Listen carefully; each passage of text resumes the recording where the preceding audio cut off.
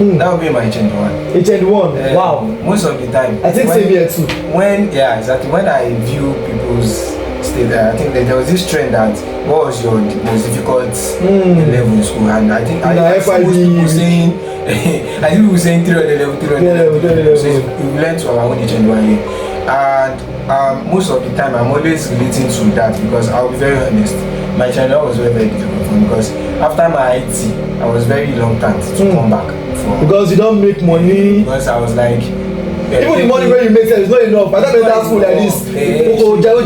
So I was like, okay, probably if I work for another year, probably I'll be able to like save up and get another. But coming back was reluctant, and when I came back, the mindset has shifted from I just want to finish school to how am I going to like establish yourself. So I think my advice would be that if you are trying to like achieve something as a student, don't get lost because your first or primary purpose as a student is to come to school and learn. So if you are like at times there are some of us that put their business first and they are still going. Understand? So if you don't have the mental strength to like battle two things at the same time, you should be able to like drop one for one a little bit. That way you will be able to like find balance. If you carry your business over education, it will affect education. If you carry education over your business, equilibrium, your business will also drop a little bit. Probably you have to like struggle for a while. You understand? So to your question, yes, like I said, my what made you give up? What made me give up at point was my system had issues. So my system got spoiled. Financial issue. So trying to like get the system was why I said I was reluctant to come back. So I was like struggling to like get the system. At the end of the day it came late and there was a setback in my stuff and all that. You understand? And in your you said I was the rising without practitioner in my school. Yes, but you're big now. Come on now, ladies and gentlemen, not stop playing. So we are still growing. So now but me I would like to ask you, what made you pick up that camera and start creating content? What made you pick up camera? Because I don't understand, and I decided to just like fashion because I just like dressing things and all like that. So what made you pick up the camera? I said something about passion earlier. Passion. I've always like a lot making people happy because I see photography as we are making people happy, seeing themselves, the creation of when you take somebody's picture now, even without editing it, I be like, I look at yourself, wow, I don't know, so I look like this. You get people, somebody who wakes up every morning to their mirror will still tell you that I look like this and all that. So editing pictures taking pictures make me feel connected with people. So that's just it. So now how do you balance your school stress with your media also? I'm sure you go out for media coverage outside events and all that. How do you manage it? To be honest, I don't really do media coverage in school. So probably when I'm home, I have people I work with. But in school, I do more of take pictures of whoever wants to. You get paid? Take picture. Well, most of the time I do collaborations. It's more of me building a brand than building than really talking about payment. And most of the time, I actually believe in a collaboration. In this our economy now, we believe in a collaborative economy. That is what you have, what I have to become something. You understand? Some people will be like everything money. And I think one of the major things I actually want to talk about in mindset is that some people do not believe in voluntary service. Some people believe that I have to be paid for every service I'm doing. You understand? Some people that they may actually have a certain place that now for example now I'm working in a company now. Because of a guy have offered me free service, I was able to remember him in a big contract in the office, and I told them in the general meeting that I have somebody, even though the guy may not even do much, but of course I've recommended him because of a certain voluntary work he has done for me. Understand? So how can we encourage that? The thing is, service is very, very important. I will say this because that kind of person that serves a lot. But the problem is when you are serving, limit your expectation. Exactly. You understand? Now you are working with somebody and it's a matter of at all. Like, but probably the person is not really paying, or you and the person never had an agreement for payment. You understand? And you are doing it. Do it with a limitation that by so time I should be able to have moved on from this step, because learning we learn every day. It's a continuous process. if probably as a photographer now, you want to learn a particular type of editing, okay, and you cannot afford to my service, okay, of course, you go with that person. A very reasonable person will definitely value your because service. The media space is a very, very complicated space. We need each other.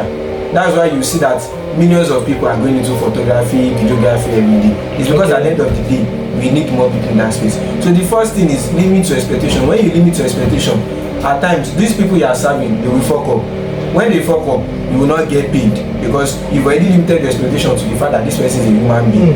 If you know sort me and if you sort me. Alright, thank you very much for that. So now you didn't just see the problem, you found the angles, you know, and I would like, before I ask you your message to any students out there that feel stuck, so I would like to go through some segments because my time is almost up. So here's something I learned. There's a victim mindset that will keep you locked up even when the door is open.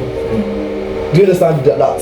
A victim mindset will keep you locked up even when the door is open to opportunities. Can I say something like that? Okay. So it's just like me saying, whenever you are serving, whenever you are doing certain things, okay, limit your expectations, because not limiting your expectation will make you to always feel like you are a victim. Okay. I think that's the thing. Yeah. And you will always see a way out, but because you have victimized yourself, you will not leave because you feel like if I go now, they don't go talk to a bad person. Okay. There's a statement I said to make that when we move wise, they will talk say you don't get pride. You understand? When we move wise, they talk say you don't get pride. Ladies and gentlemen, you have to limit your expectation and you have to stop victimizing yourself. Now, in a system that is messed up, and we can't always wait for perfect condition, you understand? So some people are turning struggles into stories for grit and growth. So now let us have a mindset shift that helps. So one of the mindset scripts I jotted here now is from complaint to creativity. That is, instead of you saying school is hard, ask how can I make this work for me? You understand? If you are saying school is hard, how can you make it work for you? That is, if you are saying from entitlement to execution. Some people have the entitlement mentality. Shebi is me that is there. You understand? So now you are not so you understand. So you are not old success. You earn it. You understand? So now let's look at another third one I said. I said from I must blow to I must go. Some people want to blow fast. They don't want to go. They know that it's a step by step. You understand? It's a journey of a 1,000 miles start with a step. You understand? So let us focus on small and daily progress. So now this fourth segment I want to go before I round up is street wisdom. Let us give them some street wisdom. You understand? So let us take some street wisdom into the studio now. So no be who first enter school they first blow. You understand? Book no be scam, but you sef no be mumu if you find other ways to win. Do you understand that street wisdom? I'm going to say it again. No be who first enter school they first blow. Book no be scam, but you sef no be mumu if you find other ways to win. And the ways I'm talking about is the legitimately way like actually to win. You have to double your understand. So now slow learner, learn fast. Exactly. So now whether you are grinding in class or selling trips okirika or bata or jewelry to surviving, you understand? Build your side hustle, ladies and gentlemen. From anyone, build your side hustle. Let your friend, if you have any guys coming to me and say I love you, I like you, good afternoon, I am Tinisokme Jewelry. Let them know your name. Chasing them. Instead of chasing them, use your brand to you understand. Use your brand to choke them, suffocate them with your brand. You understand? So carry your business for head. Like me, I carry my business for head. You understand? Tommyrex media, Tommyrex property, Tommyrex Kinikon. I carry my property. I carry my business for head. So now, apart from that, your mindset is your engine. Don't joke with it. You understand? So I would like to have expect some listeners call actually, because I would like to ask a question which I would like you guys to call in, and probably if we do not see a call, I'd like to get a WhatsApp DM probably on our next show, which I'll be inviting let me just give you guys an hint. I'm going to be inviting a campus celebrity and a popular TikToker, which is son of Elko. He's going to be live in the studio. He's going to be giving us his content creation journey. You understand how to actually let me not give you that full gist. You understand? So now, what is one thing that you have overcome as a Nigerian student? Let us share and inspire others. The number you can call into is 090 24 39 0556.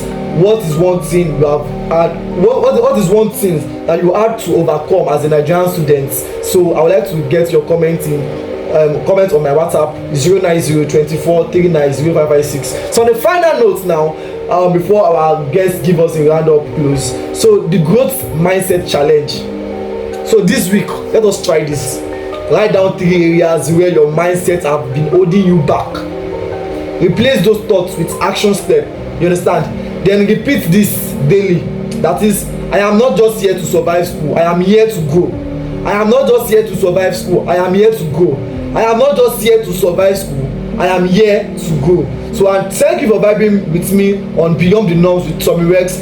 Next week we dive into something personal, Mapoly and me turning campus stress into strength.